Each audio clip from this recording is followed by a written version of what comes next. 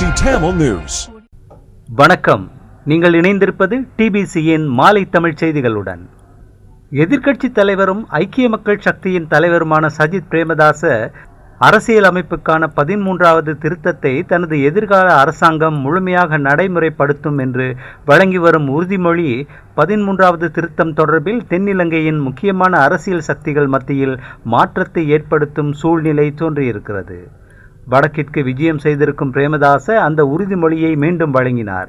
முதலில் அவர் கொழும்பில் தனது கட்சியின் மேதின பேரணியில் உரையாற்றிய போது தனது அரசாங்கம் 13வது திருத்தத்தை நடைமுறைப்படுத்தும் என்று கூறியதுடன் சிறுபான்மை சமூகங்களின் பிரச்சினைகளை தீர்ப்பதற்கு சிங்கள மக்களின் ஆதரவையும் பெறப்போவதாக கூறியிருந்தார். நேற்றைய தினம் யாழ் நகரில் இலங்கை தமிழரசு கட்சியின் தலைவர்களை சந்தித்த வேளையிலும் பிரேமதாசா அதைத்தான் கூறினார். இன்று யாழ் நகர் சென்ற தேசிய மக்கள் சக்தியின் தலைவர் அனுரகுமார திசாநாயக்க தமிழரசு கட்சியின் தலைவர்களை சந்தித்து பேசினார். அப்போது அவர் புதிய அரசியலமைப்பு ஒன்றின் மூலமே தேசிய பிரச்சினைக்கு தீர்வு காணப்படும் என்கிற அதேவேளை அதுவரைக்கும் 13வது திருத்தம் நடைமுறைப்படுத்தப்பட்டு மாகாண சபைகள் செயல்முறைப்படுத்தப்படும் என்று உறுதி அளித்ததாக பேச்சுவார்த்தையில் பங்கேற்ற பாராளுமன்ற உறுப்பினர் எம்.ஏ. சுமந்திரன் தெரிவித்தார்.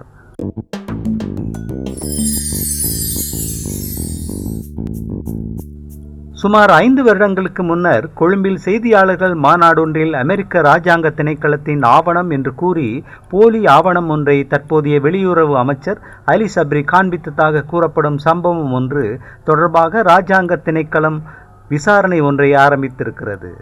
ஜனாதிபதி தேர்தலுக்கு சில தினங்கள் முன்னதாக 2019 நவம்பர் 10ஆம் தேதி இடம்பெற்றதாக கூறப்படும் சம்பவத்தின் போது அலி சப்ரி அன்றைய ஜனாதிபதி வேட்பாளர் கோட்டாபய ராஜபக்ஷவின் சட்ட ஆலோசகராக இருந்தார்.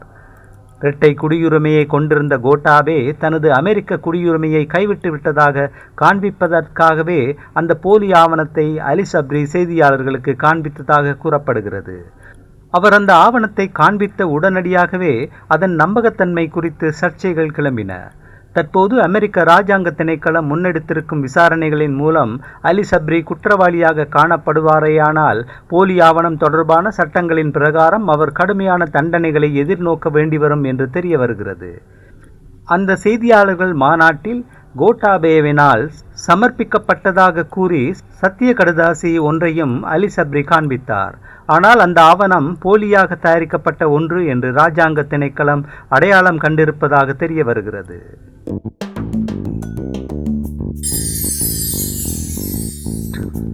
உள்நாட்டு போருக்கு பின்னரான பிரச்சினைகளுக்கு தீர்வுகளை காண்பதற்கான வழிவகைகளை ஆராய்வதற்கு வட்டமேசை மாநாடொன்றை கூட்டுமாறு பாராளுமன்றத்தின் முன்னாள் சபாநாயகரும் தற்போதைய சமூக நீதிக்கான தேசிய இயக்கத்தின் தலைவருமான கரு ஜெயசூரிய அரசாங்கத்தை வலியுறுத்தி கேட்டிருக்கிறார்.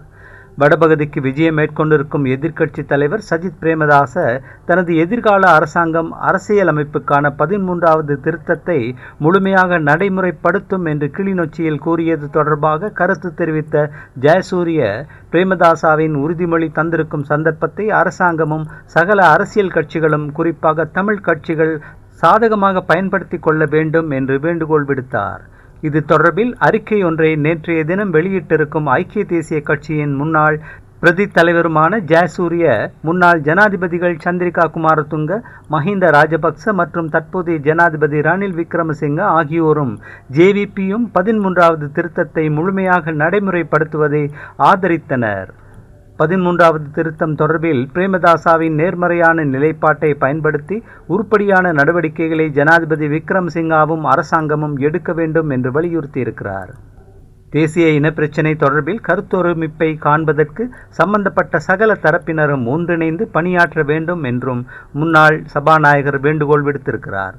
அதேவேளை 13வது திருத்தத்தை முழுமையாக நடைமுறைப்படுத்தும் தனது நோக்கத்தை வெளியிட்டமைக்காக பிரேமதாசாவை பிவித்துரு ஹெல உரிமையவின் தலைவரும் முன்னாள் அமைச்சருமான உதய கம்மன்பில கடுமையாக கண்டனம் செய்திருக்கிறார்.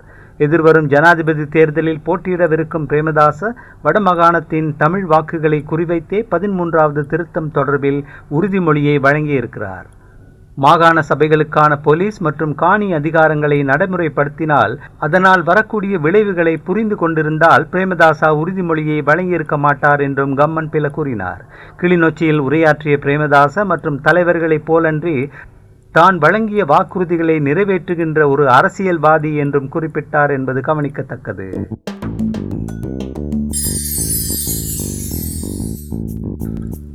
ஸ்ரீலங்கா கிரிக்கெட்டின் தற்போதைய தலைவரும் செயலாளரும் பதவிகளில் தொடர்ந்து இருப்பதை அனுமதிக்கும் வர்த்தமானி பிரகடனம் ஒன்றை அரசாங்கம் வெளியிட்டிருக்கிறது.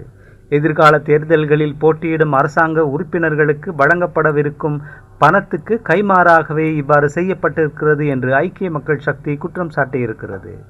ஐக்கிய மக்கள் சக்தியின் சிரேஷ்ட பிரதி தலைவரும் பாராளுமன்றத்தில் எதிர்க்கட்சி பிரதம கொறடாவுமான லக்ஷ்மன் கிரியல்ல கிரிக்கெட் சபை நிர்வாகத்தை கலைக்க வேண்டும் என்று பாராளுமன்றத்தில் தீர்மானம் நிறைவேற்றப்பட்டதையும் பொருட்படுத்தாமல் விளையாட்டுத்துறை அமைச்சர் ஹரின் பெர்னாண்டோ இந்த வர்த்தமானி அறிவித்தலை வெளியிட்டிருக்கிறார் என்று குற்றம் சாட்டினார். கிரிக்கெட் சபை நிர்வாகத்தை கலைக்க வேண்டும் என்று அரசாங்கமும் எதிர்க்கட்சியும் பாராளுமன்றத்தில் ஏகமனதாக நிறைவேற்றிய தீர்மானத்தை மலினப்படுத்தும் வகையில் அமைச்சர் பெர்னாண்டோ செயற்பட்டிருக்கிறார் என்றும் கிரியல்ல குற்றம் சாட்டினார்.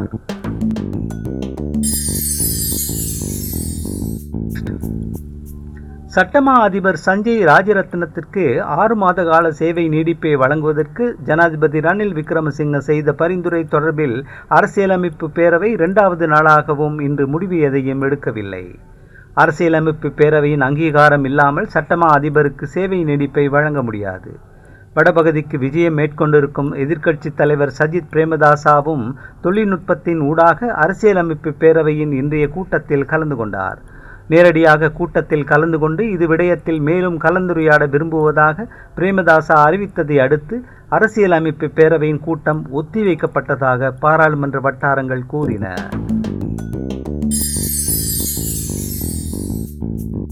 சுயாதீன தொலைக்காட்சி நிறுவனத்தினால் கடந்த 6ஆம் தேதி ஏற்பாடு செய்யப்பட்ட விவாதத்தில் கலந்து கொண்டு தேசிய மக்கள் சக்தியின் தலைவர் அனுரகுமார திசாநாயக்கவுடன் விவாதிப்பதற்கு எதிர்க்கட்சி தலைவர் சஜித் பிரேமதாசா இணங்கியதாக கூறி காண்பிக்கப்பட்ட கடிதம் ஒன்று தொடர்பில் ஐக்கிய மக்கள் சக்தி குற்றவியல் விசாரணை திணைக்களத்தில் முறைப்பாடொன்றை செய்திருக்கிறது. அனுரகுமார திசாநாயக்கவுடன் விவாதிப்பதற்கான அழைப்பை ஏற்றுக்கொண்டதாக பிரேமதாசாவின் கையெழுத்துடன் கூடிய கடிதம் ஒன்று தேசிய மக்கள் சக்தியினால் காண்பிக்கப்பட்டிருக்கிறது. அவ்வாறான கடிதம் எதிலும் பிரேமதாசா கையெழுத்திடவில்லை என்பதால் தங்களது முறைப்பாடு தொடர்பில் முறையான விசாரணை நடத்தப்பட வேண்டும் என்று ஐக்கிய மக்கள் சக்தியின் சட்ட கவுன்சில் கூறியிருக்கிறது.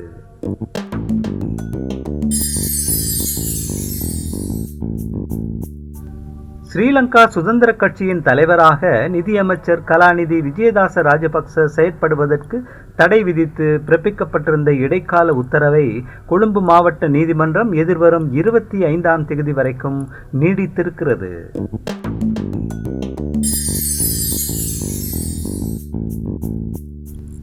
ராஜபக்சாக்களின் ஸ்ரீலங்கா பொதுஜன பெரமுனவுடன் கூட்டணி அமைக்கும் நோக்கில் அதன் ஸ்தாபகரான பெசில் ராஜபக்சவுடன் பேச்சுவார்த்தை நடத்தியதாக வெளியான செய்திகளை ஐக்கிய குடியரசு முன்னணியின் தலைவர் பாட்டாளி சம்பிக்க ரணவக்க திட்டவட்டமாக மறுத்திருக்கிறார்.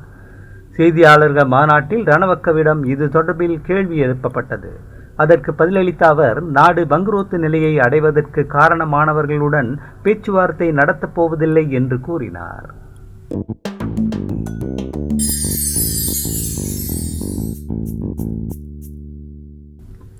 இந்தியாவில் 3வது தடவையாக பதவியேற்றிருக்கும் தேசிய ஜனநாயக கூட்டணி தனது தலைமையிலான முன்னைய ஆட்சியின் தொடர்ச்சியே என்ற செய்தியை நாட்டுக்கு கூறும் நோக்கில் பாரத பிரதமர் நரேந்திர மோடி ஏற்கனவே முக்கிய அமைச்சு பொறுப்புகளை வகித்தவர்களையே மீண்டும் அந்த பதவிகளுக்கு நியமித்திருக்கிறார். பாதுகாப்பு அமைச்சை தொடர்ந்தும் ராஜ்நாத் சிங்கிடமே கொடுக்கப்பட்டிருக்கிறது. உள்துறை அமைச்சராக அமித்ஷாவும், வெளியுறவு அமைச்சராக சுப்பிரமணியம் ஜெய்சங்கரும், நிதி அமைச்சராக நிர்மலா சீதாராமனும் மீண்டும் நியமிக்கப்பட்டிருக்கிறார்கள். முக்கியமான அமைச்சு பொறுப்புகளில் 1-2 சந்திரபாபு நாயுடுவும் நிதிஷ்குமாரும் தங்கள் கட்சிகளை சேர்ந்தவர்களுக்கு கோரக்கூடும் என்று எதிர்பார்க்கப்பட்டது. முக்கியமாக அமித்ஷா மீண்டும் உள்துறை அமைச்சராக இருப்பதை அவர்கள் இருவரும் விரும்ப மாட்டார்கள் என்று கூறப்பட்டது. ஆனால் அவ்வாறு எதுவும் நடைபெறவில்லை. அந்த செய்தியோடு நிறைவு பெறுவது இன்றைய டிபிசியின் மாலை தமிழ் செய்திகள். மீண்டும் நாளை காலை மீண்டும் சந்திப்போம். வணக்கம்.